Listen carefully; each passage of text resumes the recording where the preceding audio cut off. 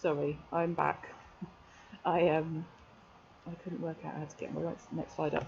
So, sorry, on to implementation phase 2, which is the spring and summer of the following year.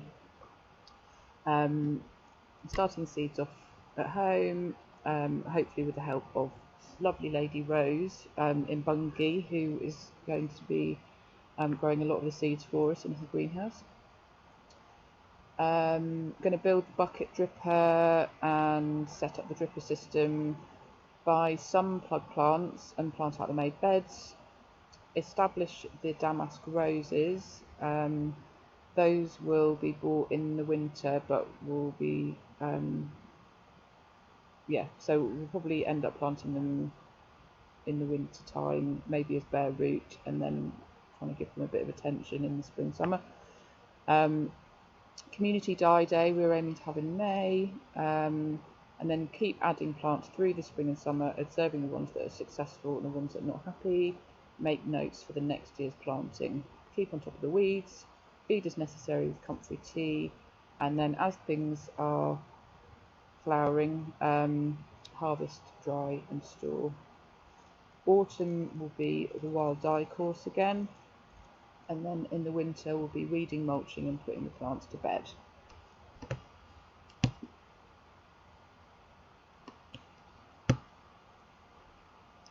Implementation phase 3, spring the following year. Assessment of what plants have exceeded and which have not. Review of notes through the previous year, making any amendments to planting plan and filling any gaps.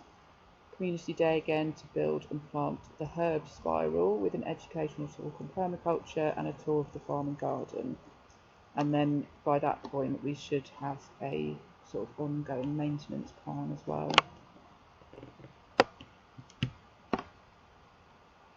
I won't read out the whole of the planting list, but a few things just to note.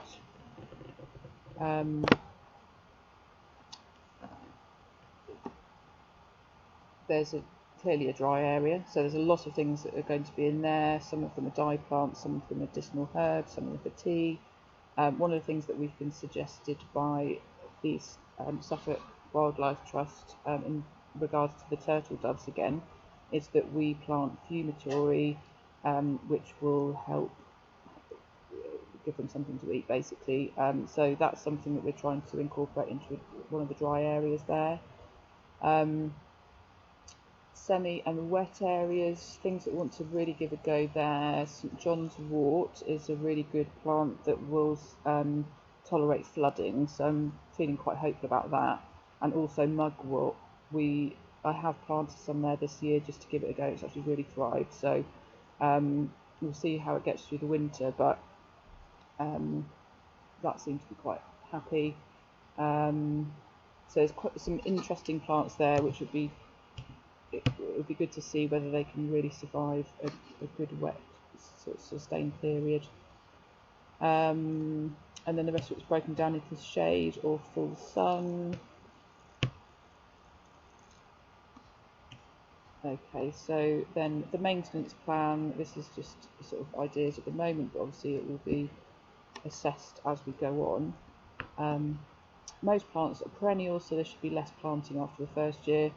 Weekly observation all year round, winter mulching and pruning, spring assessment, what has not survived the winter, what needs replacing, any biennials need planting. Weekly weeding if necessary. Most beds will be suppressed with cardon mulch. There should be minimal if done regularly. Bi-weekly watering if necessary. End of May community day run. Summer harvesting and drying, seed collecting. September the main workshop is run. Autumn harvesting and drying, seed collecting. October assessment of the year, what has worked, plans for any new planting for next year. November, December, tidy up the garden, ready for winter. Cardboard, mulch, suppress. Consider courses for the following year. Topic quantities, teachers. Winter, design and organise courses and content. Design, marketing, any fencing or built environment work done over the winter. Winter mulching and pruning. So that is basically it in a nutshell.